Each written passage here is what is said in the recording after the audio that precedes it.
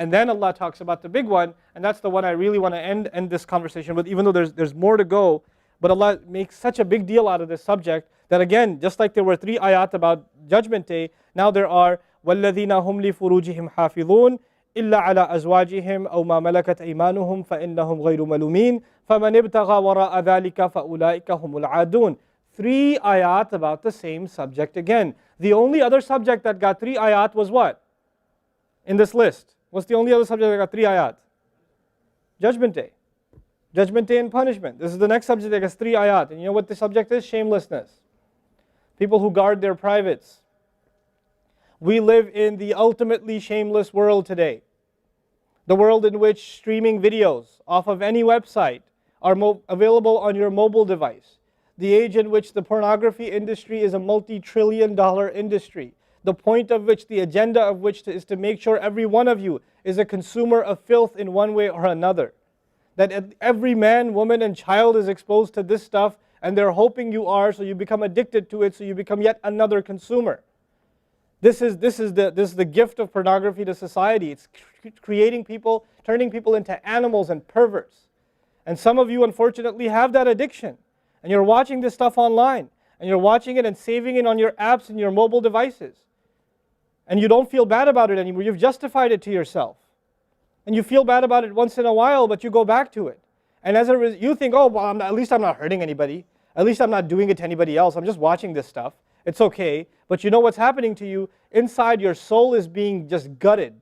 You have no soul left inside of you. So your prayers are empty and you can't even shed a tear in your salat because your heart is so devoid of the fear of Allah because of the filth you've been watching all this time. It's turned you from a human being into an animal. So you can't even look. A woman passes by and you see a piece of flesh walking by. You don't see a human being walking by that deserves respect. You check everybody out and everything out. You're constantly gawking and staring. You have a hard time putting your eyes down. When you're on the subway, when you're on campus, when you're at work, you're walking down the street, you just can't help it. You see a billboard, you take a second look, you see a third look. You don't miss any opportunity to just to violate your soul with your eyes. You're addicted completely. And then you say, brother, how do I get khushu' and salat? What world are you living in? What world are you living in? Ayyuhal ikhwa, my brothers, specifically my brothers. And I know some sisters have this issue too. It's a sad reality. This is a war. This is a war. This is more dangerous than any military war. This is the war that's destroying our souls. It's making its way into our homes. It's making its way, if I want to protect my children from this stuff as much as possible. But when my child goes to school, and it doesn't matter if it's Islamic school, there's a very high statistical likelihood that someone, a friend, with their iPod, with their mobile device, will say, hey, look at this. It's a very realistic, a thing nowadays. It's not far-fetched. And so I have to prepare my children for the filthy world that they're going to be brought up in. And there's no escape from this stuff anymore. There isn't. It's everywhere. It is everywhere. You have Islamic lectures followed up by, those YouTube puts those follow-up clips, and something will be filthy. Something will have to be filthy. And I don't think that's by accident. I'm not much of a conspiracy theorist, but I don't think that stuff is an accident. And what happens to you guys is you watch a video, you see something filthy, you click it, you click something else, and you end up watching disgusting things. That's what happens to you. وَالَّذِينَ هُمْ لِفُرُوجِهِمْ حَافِظُونَ. Especially when it comes to their privates, they guard them. They guard their shame. Brother, what's the solution? Should I get married? Like the guy who asked the other day, how can I get married right now? No, guys, the solution is not marriage. Because if you're a pervert, then you're going to be a pervert after marriage too. If you have no shame now, you will have no shame after marriage. Honestly. You think marriage is going to end your problems? No. Your problem isn't marriage. Your problem is spiritual in nature. Your problem is psychological in nature. You need help. You need to stop this. You need to stop hurting yourself like this. You will have nothing, there'll be nothing left inside you. I just had an email from a teenager who's addicted to pornography, an anonymous email, 14, 15-year-old teenager.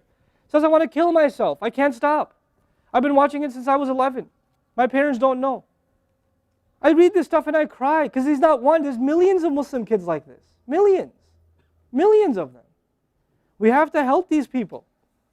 We have to do whatever we can. And we don't have the trillions of dollars of advertising to counter that. We don't. And it's not realistic for me to say Facebook, YouTube, Twitter, internet, it's all haram. It's not realistic because it's a reality. It's as common as oxygen now. The only thing we can do is have a mature conversation about this and teach our youth to deal with this and navigate this and not fall into it.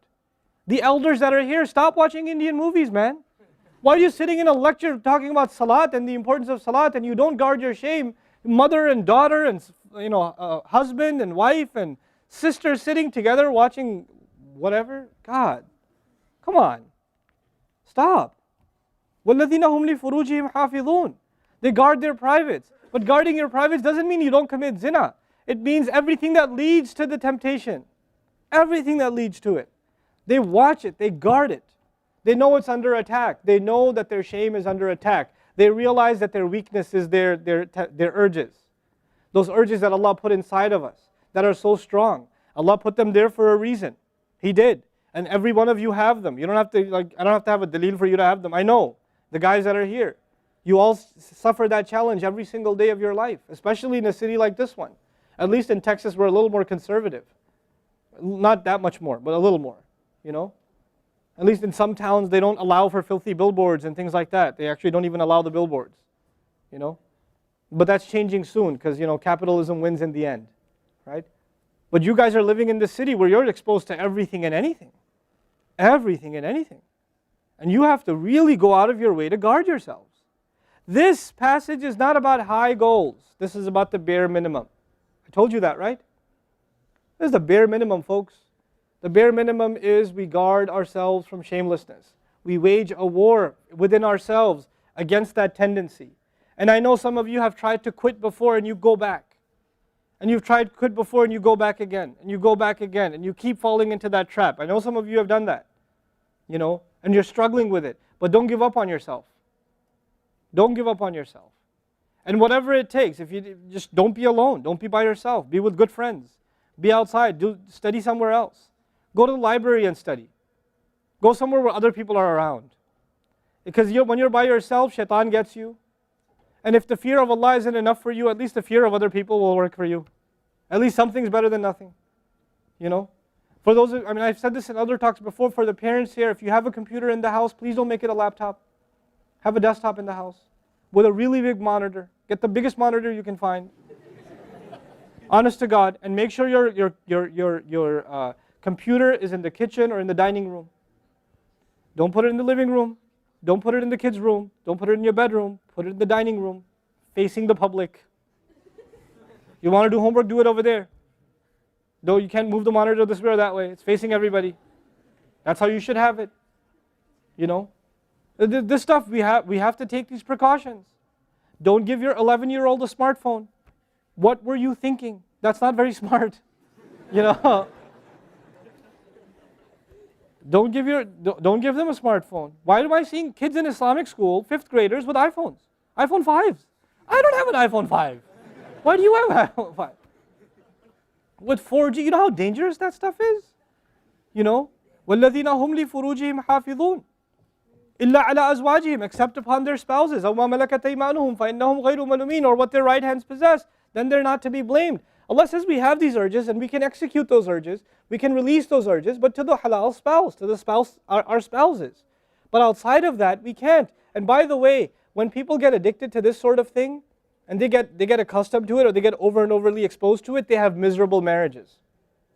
Their marriages start falling apart. They have this virtual idea of what pleasure means, and they don't find pleasure in their spouse anymore. And there's great fitna that comes into the family. It destroys homes, Muslim homes. That's what's happening in our world today. Allah talks about the people who make salah, and He says, I'm describing the people who make salah because this is the mawsuf, al-musallin, then alladhina, all the alladhinas, all the asma' mawsula here are the wasf, the sifa of it, which means the people of salah are the people who protect their shame, are the people who fear judgment day, are the people who, they are constant in their prayers.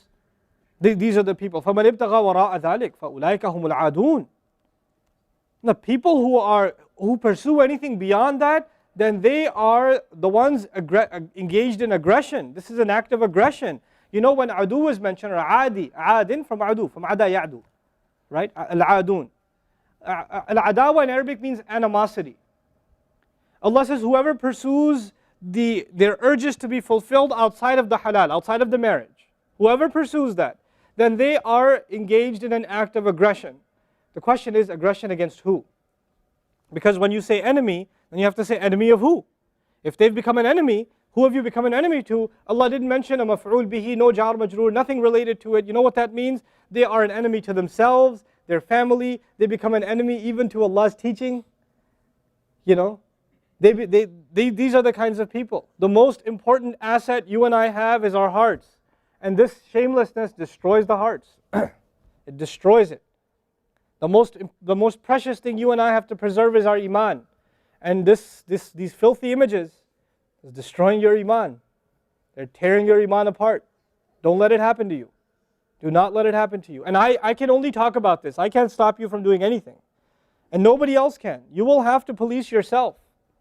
You will have to control yourself. You'll have to make the decision, is my iman important enough? Is my salat important enough? You know? Or should I just carry on and pretend? You know what I told you about jazur, right? When you come across evil, you just don't want to deal with it. You just ignore it. There's a lot of people like that. They hear this stuff and they don't deal with it. They just ignore it. And you're jazur. Then you're not from the musallin. Illa al-musallin. If you don't be from the people of jazur, from the jazureen. Don't be from them. The people who just leave it. They don't even deal with their problem. They run from it. And they cave in every time. And they're reactionary. And that's the beautiful thing about the beginning of this passage. Halua, reactionary. Usually we react to temptation. You react to an image and it leads you to a site, which leads you to something else, which leads you to something else. You're constantly reacting to things. You're supposed to learn to have the right reaction, and the right reaction comes when we become people of salah.